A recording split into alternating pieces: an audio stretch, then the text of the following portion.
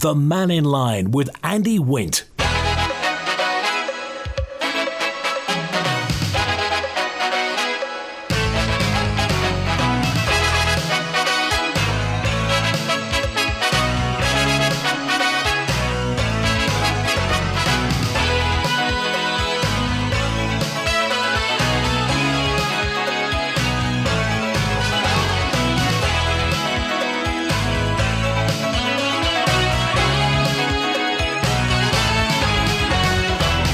Good afternoon.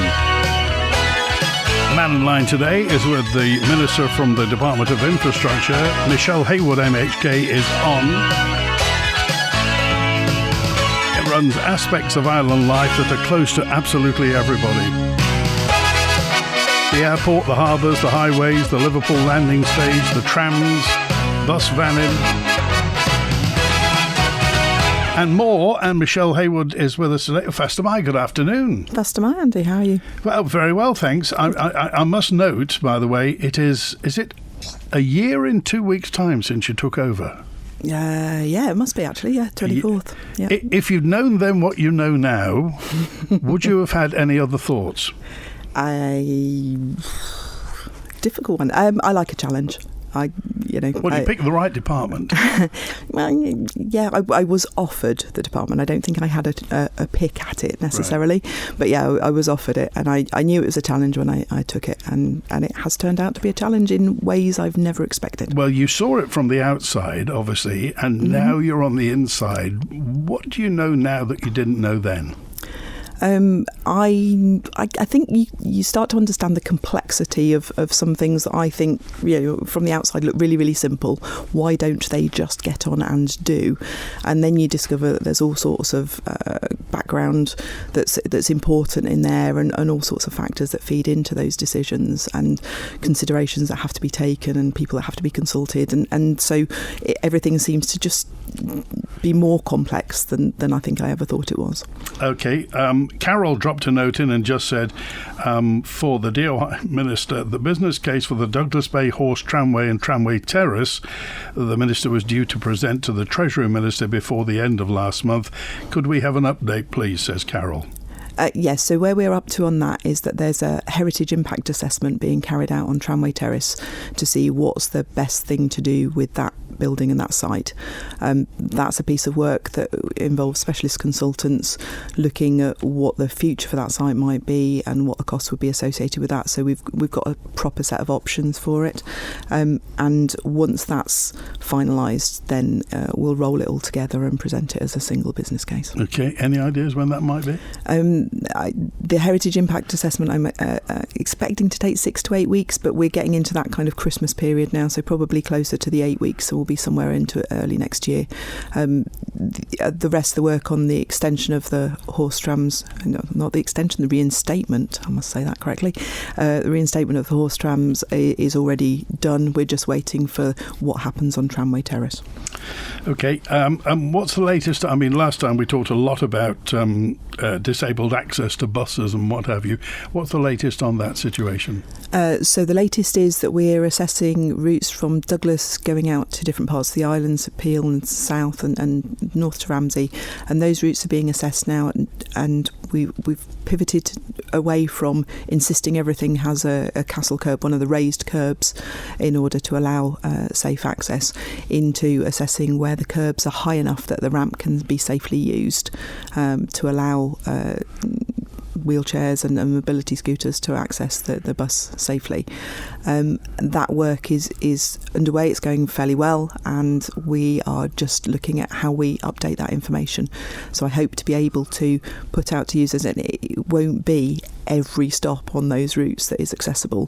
What we'll do is we'll do a summary of where we're at, and accept that some places it's not ideal, but they're the ones that we're working towards. But rather than wait for a perfect solution, right, where every bus stop has been updated to a castle curb, I've challenged them to say, well, what stops could we use? And that would allow users to make a decision about where they want to travel and to know where they can safely access and leave the bus. It's also fair. I mean, some bus stops don't even have a pavement. Yep, and those ones will be on the list of non-accessible ones, and some of those that don't have a pavement, especially the ones that are sort of half buried into a hedge, it's perhaps not even our land that those bus stops are on that allows us anything sensible that we can do about it.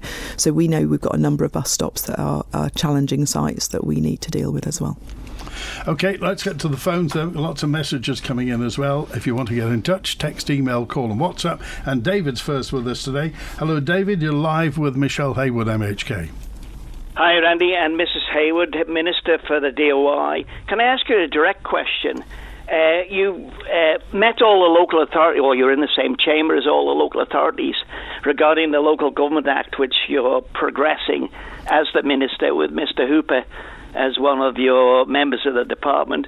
Can I ask you directly, will you not remove Clause 5 and satisfy all the local authorities in the Isle of Man and put another clause in to say we will negotiate? So thank you for the question, David. So yes, you're right. We were all there giving evidence to Legislative Council. The Keys have voted on that clause, and it stands as part of the bill at the moment that the Legislative Council are then going to evaluate. So it's with them at the moment to look at that clause and to look how it operates. I think quite clearly, I know quite clearly in Clause 5 that A, it says we will consult with local authorities.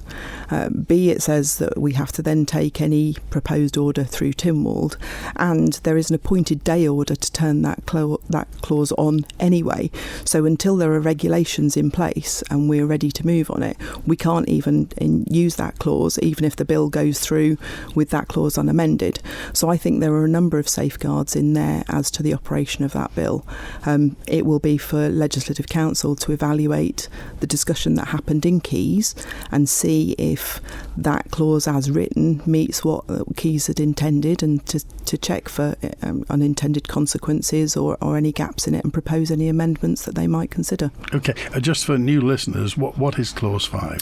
So Clause 5 allows the department, if it thinks the local authority is not providing a service or not providing a service to an acceptable standard, to go and consult with the local authorities and to see what the issue is and what could be done about it. And then to make an order that says to local authorities, you must do this. Now, there are certain things that local authorities have to do already. So in the Public Health Act, which is a weird bit of a legislation, they must they must provide for collecting of household rubbish. But there are lots of other things that local authorities do that our communities and our residents expect that they don't have to do in statute. And so what this does is creates a little bit of a vacuum where a local authority could decide that keeping their rates low is the highest priority thing to them, and in order to do that they would cut services. So things like their contribution to the swimming pools, or to amenity sites, or to libraries. So all of those things are not set in statute and not protected services. And so this clause gives the department a way of protecting services that we know our communities really, really want. And I think there was an interesting bit of evidence in the Legislative Council evidence session where one of the local authorities members said, but people in the West really want the reuse centre back at the amenity site, but we don't have to do it, so we're not going to. And that entirely exemplifies why new Clause 5 would be important, because that clause would allow us to say, well, actually the standards for what we expect you to provide at an amenity site are this, and you're failing to meet them. So, that consultation then takes place. And I'm hoping most local authorities, faced with a consultation and the department indicating that it might move, would reconsider the decision to withdraw services. But if they won't, there is a mechanism in there to ask Tynwald to agree that those services should be provided. David? I look forward to the MHKs, which are responsible for each district, getting a common sense approach and removing that Clause 5. And I think the Minister has been disingenuous to local authorities in the Isle of Man. Okay. David, you know full well that the MHKs don't now have the power to remove that new Clause 5 unless Legco amend it and send it back to the Keys, in which case the Keys could choose to amend it again. As it stands, the members of the House of Keys have voted by majority to put that clause into the bill. So there isn't another mechanism necessarily that Keys are going to see that clause again. If Legco don't amend it, it won't come back to the Keys. It will just stand. Okay, so where's this come from? Where's the impetus for this clause? So Mr. Hooper spoke about this actually in his evidence that he gave to the Legislative Council, that in light of developments in the northern civic amenity site in the summer, he urged local authorities who were members of the committee that were running that site to sort out their problems and to sort out their differences and keep doing it. This is the one where Bride didn't want to pay. Yes, and he famously did threaten to them at the time that if they wouldn't sort it out, because the residents up north absolutely want and deserve to have a functioning amenity site with the proper emphasis on reuse and recycling. He threatened them and he said, if you won't sort out your own problems, then the only mechanism I have open to me is to legislate. Because that's what members of the Keys are. We're legislators, and that's the levers that we can pull. And so, true to his form, back in August, I think he started working on some sort of clause that could be added into the local government amendment bill that would allow us to legislate for services to be provided. And it really is about protecting those services for residents. So when the local authority representative said, well, people keep asking us for a reuse centre, but we're not going to do it because we don't have to, that's entirely the point. If local authorities are not listening to what their residents want, then the department at the moment has no power to bring those services back. But we would with this clause. OK, Michael dropped a note in to say, well, how has this come about then that some authorities are mandated to provide certain services and others, it's like the okey-cokey, left arm in, left arm out. Some do, some don't. So all local authorities are subject to the same statute. So they're all mandated to provide household bin collection. Right. None of them are mandated to provide amenity sites. Right. They've done it as custom and practice, and it's actually quite a good thing for local authorities, because if you can get down the amount of household waste because you've taken out the glass and the metals, then you pay less going into the energy from waste plant for collecting those household bins. And so amenity sites serve that value of diverting things out of the very expensive gate fee for sending household waste into the energy from waste plant. Could you ask the Minister, says Dave, what's the latest in regards to the private landlords bill that's stagnated? It's back on my desk at the moment. So we know we need some regulations under there. I've asked officers, and there is a draft of those regulations floating around. It's down the list behind reviewing thresholds for those that are in public sector housing and reviewing the thresholds and the purchase prices for housing purchase assistance schemes. But it's the next stream of work that needs to be picked up after those. So it is still on the radar, and he's right, it has stalled, and I think it's a very much overdue piece of legislation. And when would that, with a fair win, when would that be on the statute book? It's a quite complicated set of regulations. I'm not sure that we'll manage to get it into this administration. If I'm really brutally honest, I would hope, and I will push for that, but I don't know that we've got time left to deliver that. Andrea said, so where can residents find what services should be provided by the local authorities and by the DOI? So it depends on the so local authorities are the authority for street lighting, which is quite a strange one, because in the UK that's devolved to the highways authorities, and so highways design engineers decide where lights should be rather than local authority members deciding where lights should be. They're also responsible for bin collection, and they have very few other statutory responsibilities. There was an agreement, it's known as the Highways Charter, and it depends on which local authority you talk to as to how much they agreed with it or not.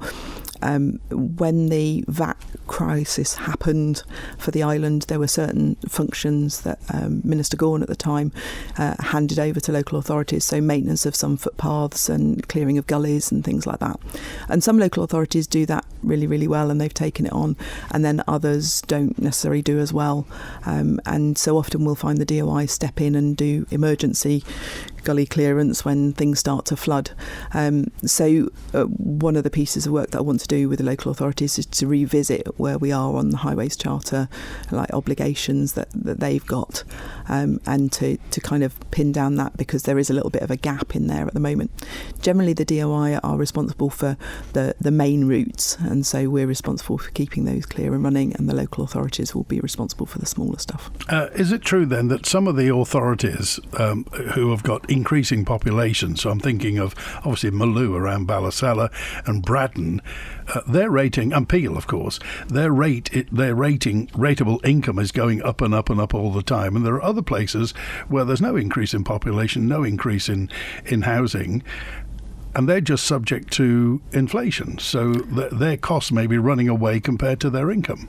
That's part of the picture. But when you have extra residences built in your, extra residential housing in your patch, you are obviously going to have to provide services to those. So you're going to have to provide the street lighting. You're going to have to collect their bins. So there are some extra costs come with that. But you're right, there is a little sort of uptick in terms of income. I think where the big differential comes is those constituents, those local authority boundaries that have a large amount of commercial business in them. So you mentioned Maloo and Braddon, and Braddon gets all of the rates from the hospital, and that's a huge amount of money. And so what you see is actually the residential rates are artificially low because there's this big whack of commercial income that comes in, and then you get smaller. I can talk from Port St Mary's experience. There's very little business rates that come in Port St Mary, so the rate that people pay there is higher because they're actually paying the true rate for the service, because it's not being subvented effectively by business rates. And business tend to be very low users of local authority services. Often, they'll pay for commercial pickup for their waste and things anyway, so they're not using services in the same way as your residents are. Okay, and also, Braddon have got all the Cool Road, so all those businesses on the Cool Road. And Maloo's got the airport, and there's large amounts of and Balfane Industrial Estate. There are some local authorities that disproportionately benefit from having that commercial income. Okay, from the answer phone now. Hi, it's a question for Michelle Haywood. Can the Minister confirm, please, that the main purpose of bringing in the 20 mile an hour zone in residential areas in the Isle of Man is to accord with the government's climate change policy? So obviously it's not road safety. So if that question could be put to her, thank you. Can I confirm that it's to do with climate change? No, I won't confirm that it's to do with climate change, because it's not. It's most definitely not. It was a Tynwald decision taken in 2021 and again in 2023. So I'm implementing the will of Tynwald. Okay, and let's get to the phones again. Julian's with us. Hi, Julian. You're live with Michelle Haywood. Hi, Andy, and hello, Michelle. Hello, Julian. How are you? Very good, thanks. In a recent sitting of Keys, you refused to answer any of your colleagues' questions in relation to potentially problematic management at Ronaldsway Airport, citing that Jeff Pugh was a civil service appointment and therefore it wasn't appropriate for you to comment on employment matters. As Ronaldsway Airport is critically important to the island and has been placed under special attention status for the past 6 years by the Isle of Man Civil Aviation Administration, wouldn't it be appropriate for a public meeting to be held with the relevant civil servants, namely Chief Officer of the DOI, Emily Curfey, also the Director of the Isle of Man Civil Aviation Administration, Simon Williams, also the Head of Safety at Ronaldsway, Melissa Rundle, and of course the Interim Airport Manager, Jeff Pugh? Absolutely not. We don't deal with management and workforce issues by having public meetings, and I think that's absolutely not going to happen under my watch. So I refuse to answer the questions about the airport management, because I think it's important that people understand that I'm a political member of the department, and so what that means is I'm there to drive policy and strategy, and I front things out because that's the job. The only appointments that I am involved in would be that of a chief officer into the department, and that would be me, but as part of a process that involved several other people and several steps in that interview process in order to appoint a chief officer. Beyond that, we leave it to the chief officer and the deputy chief officer, those senior managers, to then manage the lower levels of appointment. And politicians shouldn't be involved in that. Those processes are all absolutely governed by HR, provides all the support and all of the guidance and all of the direction for that and all of the backup that's needed, so that those processes are fair and they're well run and they seek to get the best candidate for the job. It would be ridiculous for a minister or a political member to be involved in appointments through the department that they're in. That it's just not going to happen. So when I was answering the questions, it was rather worrying that some of my fellow Keys members thought they should be involved in appointments like this. That is not the role of politicians. Julian? Well, you seem to be in the paradoxical position of being, on the one side, very hands-on with, say, transport policies like the 20-mile-an-hour zone's rollout, which no one wants, yet at the same time, you're bowing out of oversight over airport management, which everyone does want. And both of your contrary positions are causing all modes of transport to suffer. But at the end of the day, what you're saying is that the chief officer or the deputy chief officer, namely Emily Curfey, is ultimately accountable for oversight of senior appointments at Ronaldsway Airport. And as you know, the airport is still under special attention by the local CAA authority. So how is this problem going to be sorted out? Right, absolutely. The job of the chief officer in any department is to take responsibility for what happens in that department. So there's no getting away from it. You're kind of alleging that I'm implying that that is the chief officer's role, and that is absolutely what happens. With regards to the special measures down at the airport, I think one of the things to understand is why those special measures are there. Now, the special measures are nothing that is safety critical. The special measures that apply to the air traffic control setup are actually around the fact that for a while we've not been able to complete the training of some of the members of that team that were under training. And so the special measure is because we can't show that we have a sustainable air traffic control service going forward unless we can do that training. Now, that is being sorted out, and that's why when I gave my answer in Keys that I talked about the length of time that it may take to get out of some of these special measures. We need that training turned back on so that we can complete the training cycle, and once we've got fully trained air traffic controllers, we can get back to a rota that allows us to get away from the closures that we're having at the moment, because we've got a restricted number of staff that can work the different shifts. So the suggestions that have been made that there is something safety critical and special measures is this. It's a workforce management issue, and it's a planning issue for the future. It is not a safety. The airport is safe and it's functional.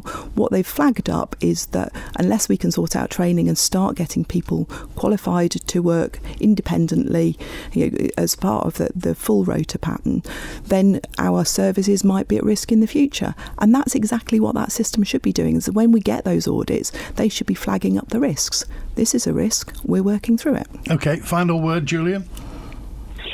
You say that there's no safety issues at the airport, but I noticed that in Hansard last year, it was admitted in Tynwald that the Isle of Man Civil Aviation Administration hasn't actually been audited by the International Civil Aviation Organization for 16 years. So if you're being told that the place is safe, the people that are telling you it's safe haven't had an International Civil Aviation Organization audit for 16 years. So how do you know?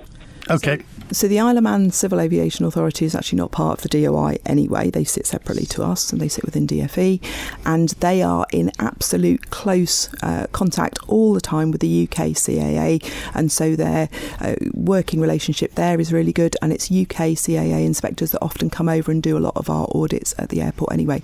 So I am absolutely confident that we are compliant in those respects. Okay. All right, Julian, we appreciate that. Thanks very much. I got more on the airport.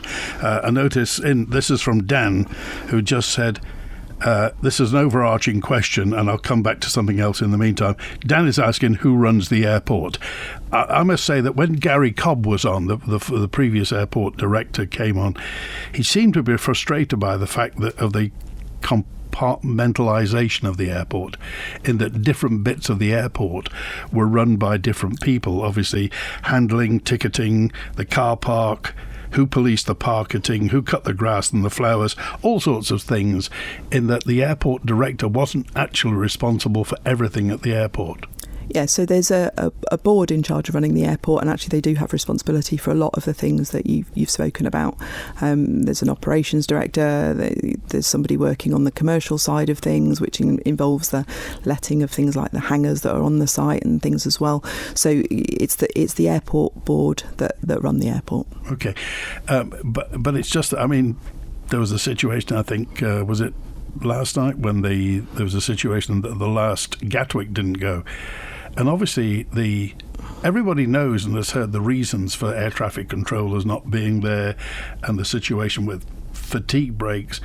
But in reality, we end up looking a little amateurish when late planes don't come or go, and somebody somewhere has to sort that out. Yeah, it's hugely frustrating, and I share that frustration. I've been the victim of a flight that's been problematic as well.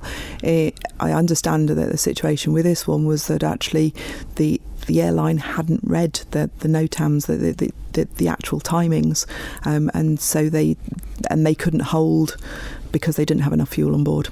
So it's kind of there's many like contributory factors to what happens, and I do get it.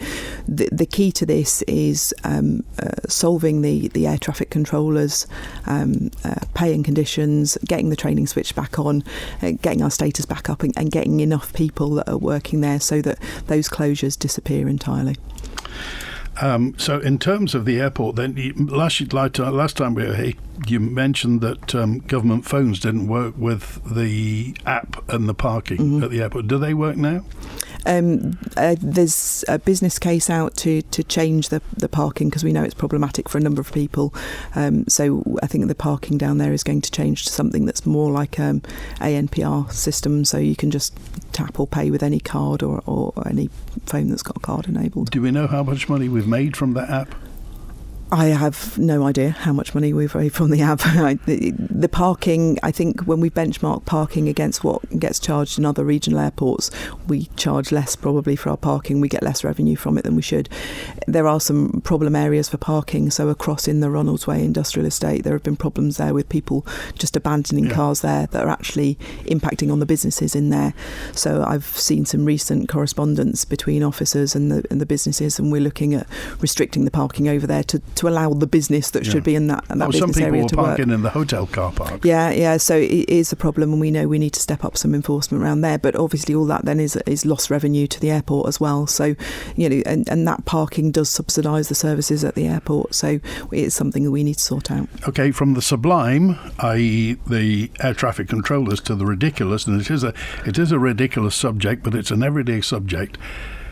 And it was a note in from Ollie, who said, can somebody please get rid of the chewing gum that people spit out and tread onto the pavements outside the airport? It's the first thing our visitors see. Okay. There are machines that do that, aren't there?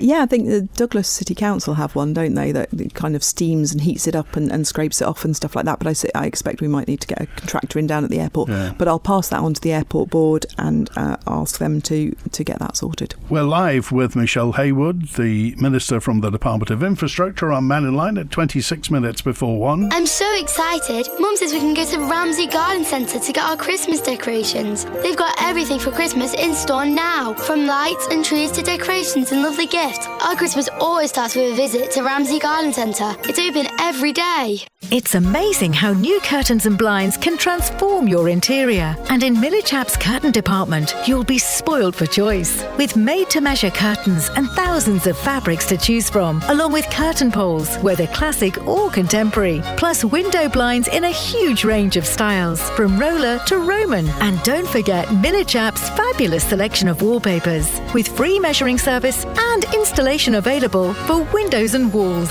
It's all in store at Millichap's. Renewable energy. Manx Solar Electrical offer wise solar and heating solutions for home and business. We're the Isle of Man's trusted experts in solar panels, Tesla battery storage and energy-efficient heat pumps, helping you power your home sustainably and save money. Call 66 5800 or visit manxsolarelectrical.com. Come to Manx Solar Electrical. Our island's energy reimagined. When you want the best.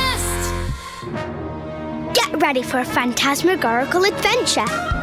Chitty Chitty Bang Bang at the Gaiety Theatre, November the 15th to the 22nd. This favourite uplifting traditional musical is jam-packed with memorable songs and great dance numbers, a treat for all the family.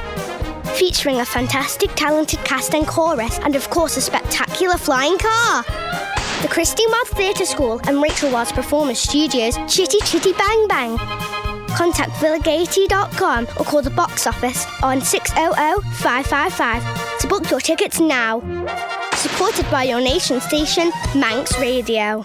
Coming up, we have another winning weekend here on Manx Radio. And this weekend, we're giving you the chance to win a £100 fuel voucher to spend at any Ellen Vannin Fuels outlet. Ellen Vannin Fuels is your first port of call when you need to top up your car. They also offer a great shopping experience too. To win, all you need to do is listen out for our winning question, which we'll ask on air right across the weekend. And once you've heard it, text your answer to 166 177. Make this your winning weekend with Ellen Vannin Fuels and your nation station, Manx Radio.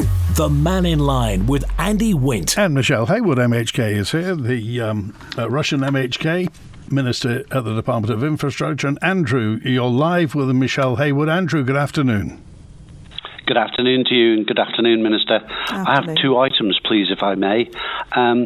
Firstly, the Liverpool ferry terminal and the how to describe it, the issue with the fender not being in the correct position. So I'm wondering, fender. please, if you yes, so if you can let the listeners know, has it been identified, please, who was responsible for signing off the design for the fender in the wrong position that doesn't fit either the Manxman or the Ben McCree? Okay, so the fender we're talking about is the one that is most upriver, and that fender is actually used by Mannin to manoeuvre away from that berth at certain states of the tide, and she pulls forward and sort of pivots off it so she can bring the stern away from the landing stage.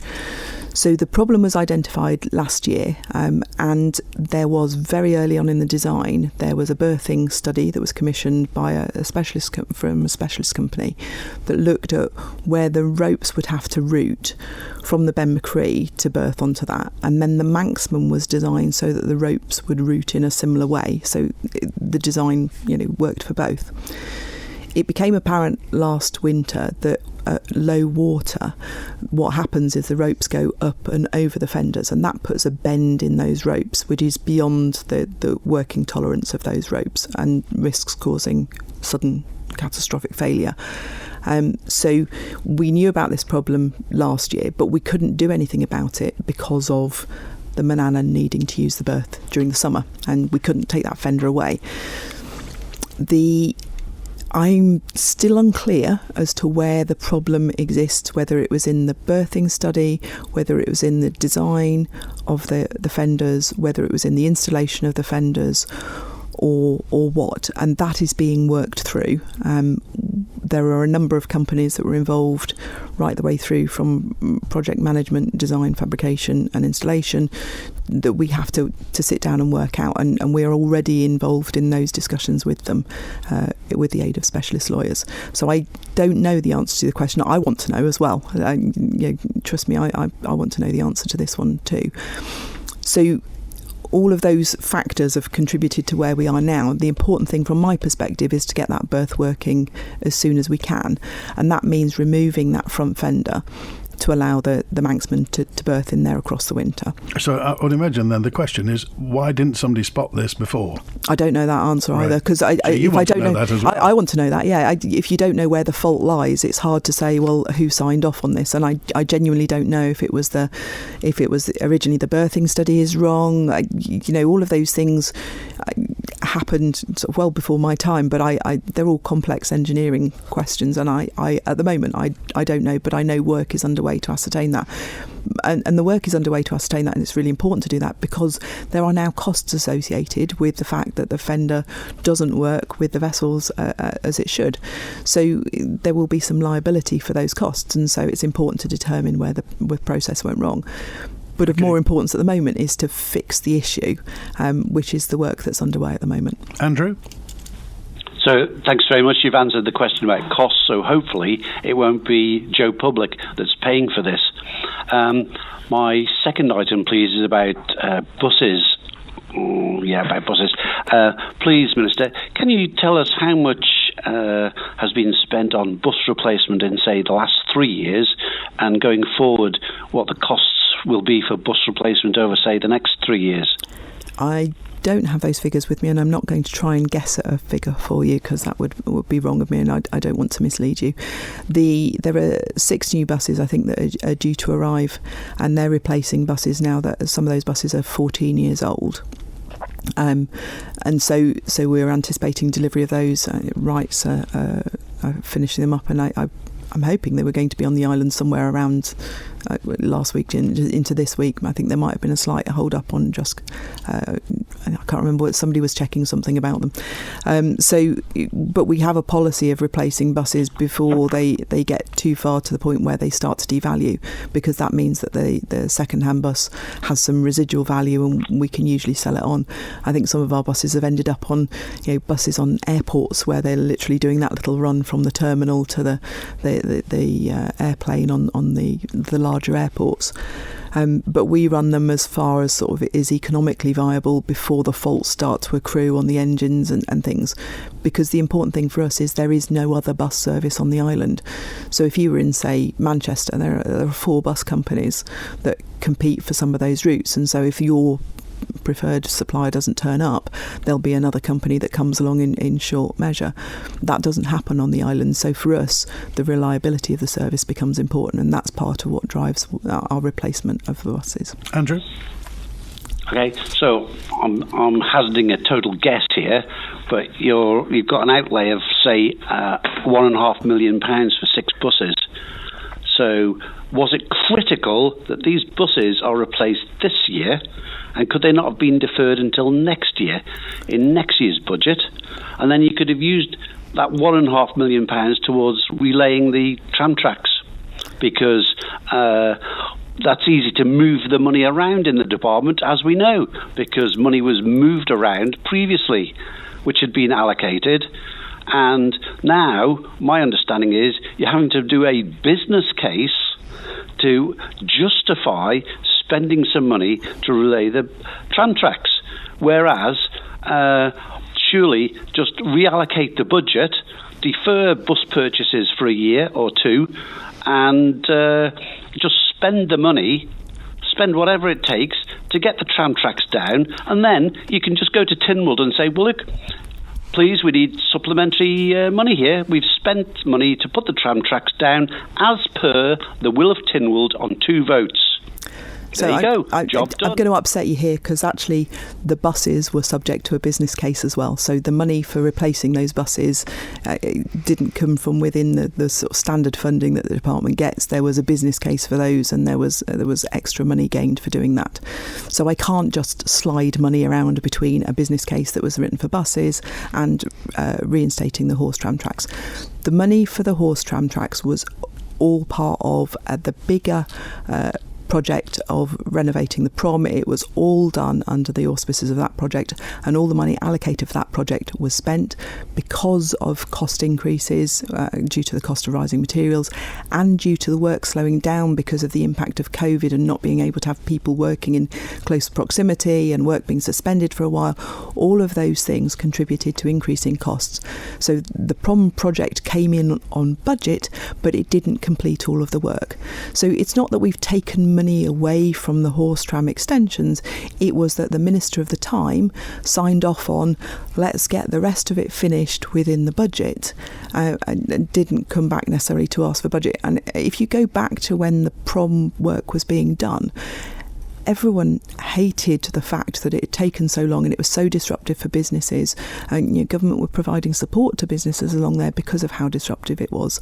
And so the minister at the time took the decision not to delay trying to get extra funding, but just move on and get the project finished so we could get the vehicles back on the prom and get it reopened. I can't undo what's happened with time. I can't find that money because it has been spent on the prom. So I will have to take a new business case.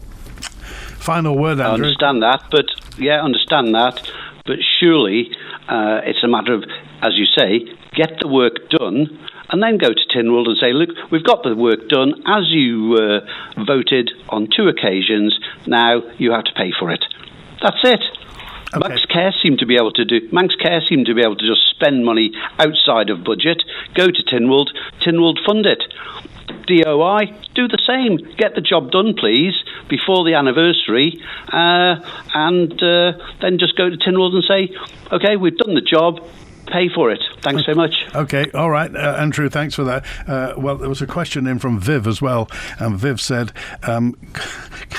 It's a simple one, this. Could the Minister confirm there isn't somebody inside the DOI who, whenever the question of the tram tracks comes up, puts a big red line through it just because? Do the horse trams have an enemy in DOI?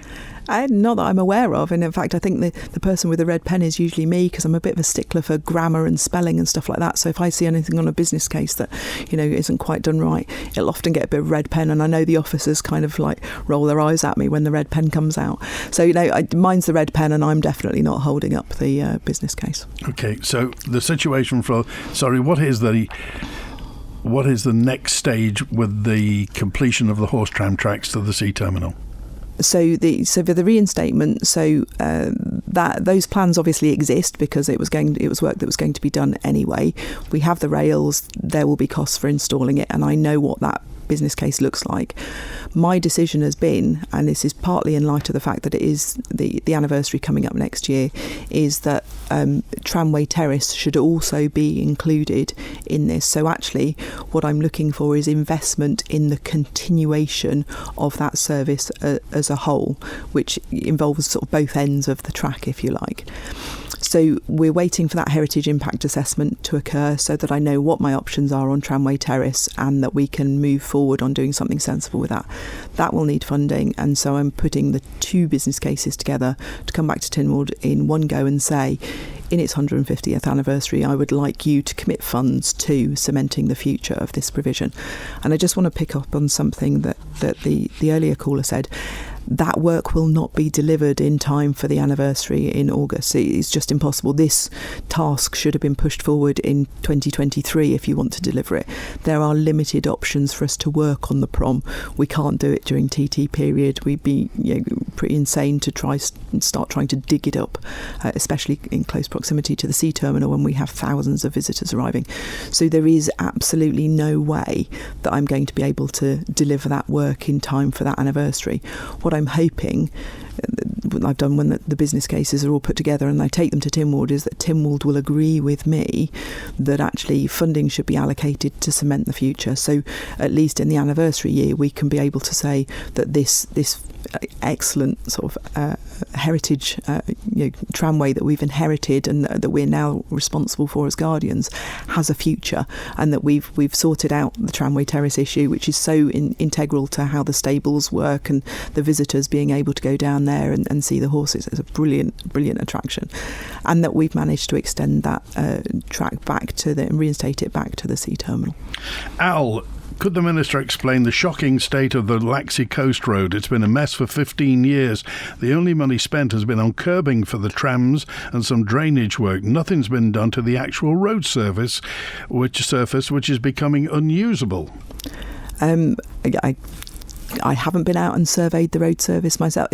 So all of our main routes are on a reasonably frequent inspection, and so those surfaces are being identified and prioritised. We resurfaced about 50 miles of road this summer. There is a rolling programme of that. I think we have another 2 years of that programme left to go. So there will be more roads to be resurfaced. I don't know where Laxey Coast Road comes on the priority list. That's done on volume of traffic and how degraded the road surface is and what level of treatment it needs. But I can check that out with officers when I get back. John dropped a note in to say, I'm totally in favour of 20 mile per hour limits in built-up areas, and most people, I say, would do 40 and 30 mile per hour limits. So by dropping it to 20, they'll probably do 30 if this is implemented, which will save serious injury to members of the public. Good move forward to safety on the roads. The next step surely is to ban cyclists on the mountain road, as the mountain road is a duplicate of motorway speeds. Surely it's common sense to ban cyclists from the mountain road. It's not something that I've considered or have presented to me to ban cyclists on the mountain road. I don't really have an opinion either way. I think it would terrify me, to be fair, if I was up there. But equally, I can see how, especially for those that like doing the long distance and like the big hills, it's a really attractive route to want to cycle. Well, last week somebody said that they were in that fog. I mean, the mountain was in fog for 2 days. There were still people cycling on the mountain road. They're hardy souls, aren't they? They are hardy souls, but I think my observation about the mountain road is, and lots of people have said it to me about the 20s, is, we're all responsible drivers and we all drive to the conditions. And my general observation is, actually, we're not always driving to the conditions, and the mountain road still being an unlimited speed in those foggy conditions is just bonkers as far as I'm concerned, because everyone should be slowing down up there, but yet we know that people will still try and drive at 70 or 80 miles an hour even when the visibility is really restricted in front of them. Steve, hello Steve, you're live with Michelle Haywood. How are you doing? You okay? Very well. Right, living the dream. I've got an issue I want to put to the Minister. I want this issue explained if you can. You've just mentioned that you resurface roads. You've done so many miles of road, and it's such a proud thing to say. I've done so many miles of road, and the main routes are all done. I wonder whether or not you've driven the road, which is from Douglas to south. Let's discuss the Santon Road, where the bridge is. You've resurfaced all the top, and you come down to Santon, and it ceases the new tarmac, and then you're on a slalom. The road's that bad, it is collapsing over the bridge. It is collapsing really badly to the left-hand side. And all you get told is, we don't want to disturb that, we don't know what we're going to find. We'll get onto that in a second. I'm sick to death of my vehicle being damaged by your roads. And every minister will come and go, and you're too fast to go and jump onto an issue that doesn't need doing, wasting money, 20 mile an hour speed limit signs that we never needed before, but we suddenly need them now. Why don't you spend the money and get these roads put right? Or, if you can't put the roads right, you pay the repair work to our vehicles, because it's not fair. That road at Santon is an absolute death trap, and you know exactly what I'm on about and where I'm talking about. Okay. Yeah, so I obviously live down south, and I drive that road regularly, and I agree with you, that road is in need of rebuild.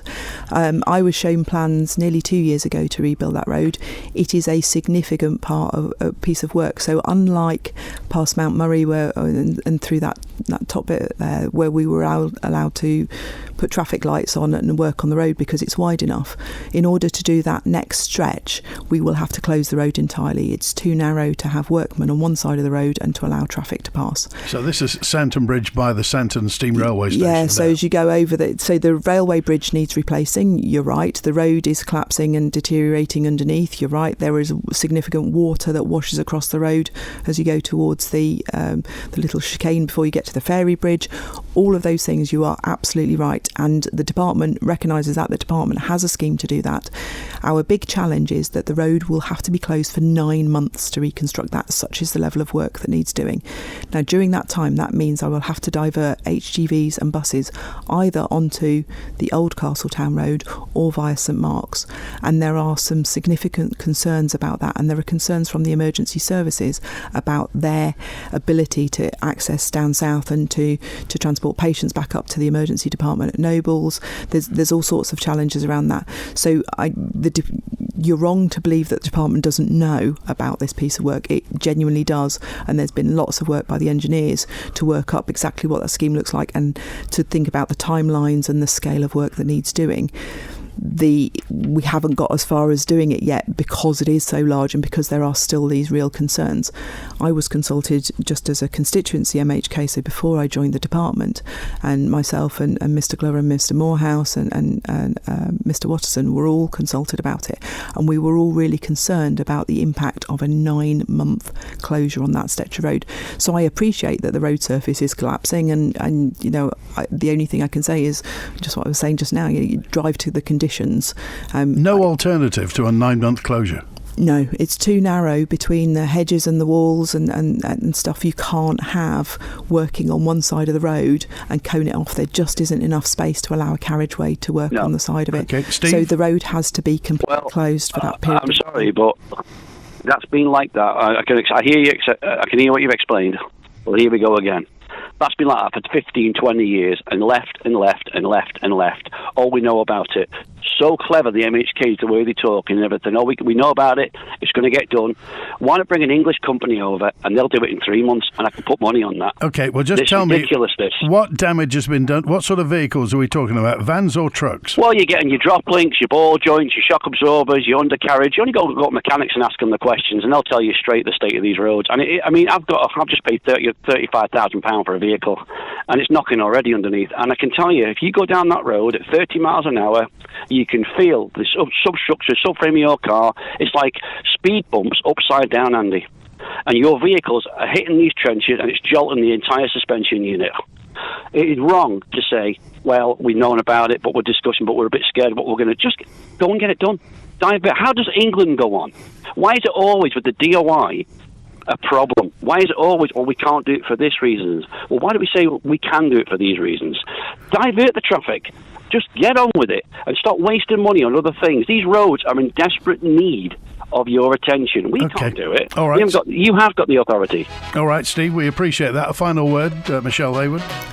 No, just to say thank you to all the callers today. I like coming on the show because the variety of topics is always great, and that reflects how much DOI actually does. Just regarding the Santon Bridge, when would that happen? If with a fair wind, when could that start to happen?